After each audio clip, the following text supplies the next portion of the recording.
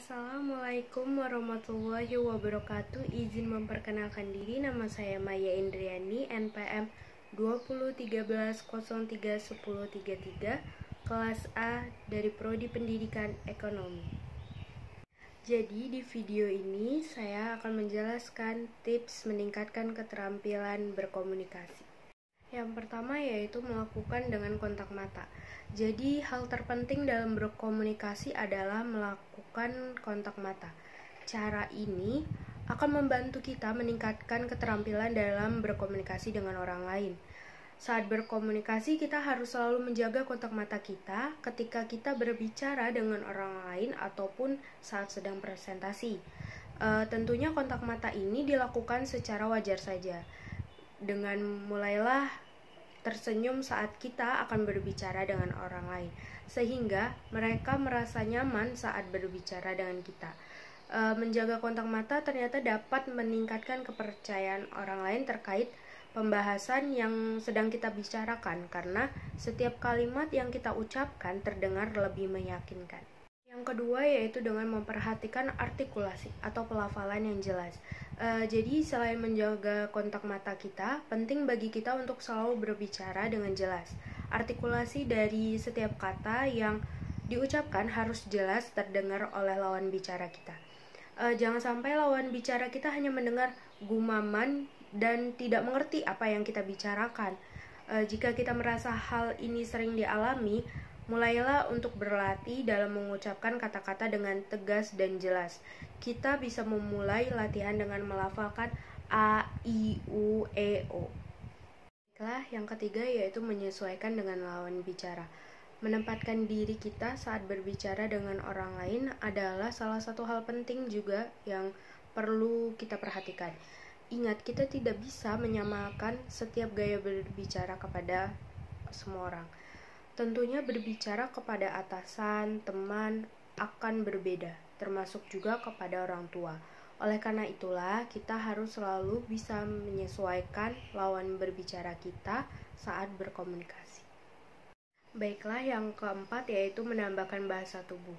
Apa sih maksudnya menambahkan bahasa tubuh ini? Kita pasti sering nih melihat pembawa acara selalu menunjukkan mimik dan ekspresi sesuai dengan acara yang mereka bawakan. Nah, ini adalah bentuk atau cara mereka untuk menyampaikan sesuatu sehingga penonton dapat memahaminya dengan mudah. Saat berkomunikasi, kita juga bisa menambahkan bahasa tubuh untuk mempermudah lawan bicara mengerti pembicaraan kita. Ekspresi wajah yaitu salah satu bagian dari bahasa tubuh yang paling efektif untuk digunakan dalam berkomunikasi. Oleh karena itu, kita bisa berlatih dalam menggunakan bahasa tubuh untuk meningkatkan keterampilan dalam berkomunikasi kita. Selain ekspresi, gerakan tangan serta postur tubuh juga diperlukan dalam berkomunikasi. Kemudian pastikan bahasa tubuh yang kita lakukan ini sesuai agar kalimat yang dikeluarkan tidak membuat orang lain bingung. Yang kelima yaitu menambahkan empati. Komunikasi yang baik akan terjadi saat kita memahami kondisi lawan bicara kita. Cara yang paling efektif untuk memahami yang dimaksudkan lawan bicara adalah dengan menempatkan diri sebagai orang yang kita ajak bicara. Dengan luangkanlah waktu untuk melihat lingkungan di sekitar kita untuk membantu mengetahui cara yang efisien dalam berkomunikasi itu seperti apa. Baiklah, selanjutnya berbicara dengan santai. Hal penting yang perlu kita ingat adalah kondisi gugup tidak akan menciptakan ruang komunikasi yang baik.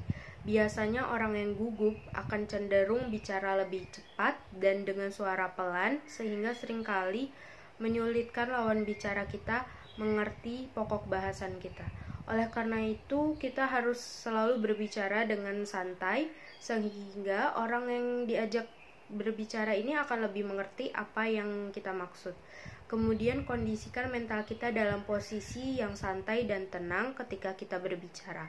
Lalu pikirkanlah hal-hal positif saat akan berbicara. Gugup adalah suatu hal yang lumrah, terutama saat kita akan berbicara di hadapan orang banyak. Supaya kita merasa rileks, maka lakukanlah cara mudah dengan menarik napas dalam-dalam beberapa kali untuk membuat kita lebih merasa rileks. Saat tenang, komunikasi pun akan lebih efektif sehingga orang lain dapat lebih mudah mengerti apa yang kita bicarakan. Baiklah, yang terakhir yaitu mengontrol emosi.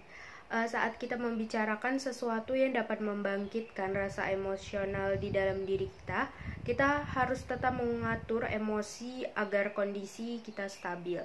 Saat emosi ikut larut dalam pembicaraan, tentunya kalimat yang diucapkan akan cenderung menjadi tidak jelas terdengar.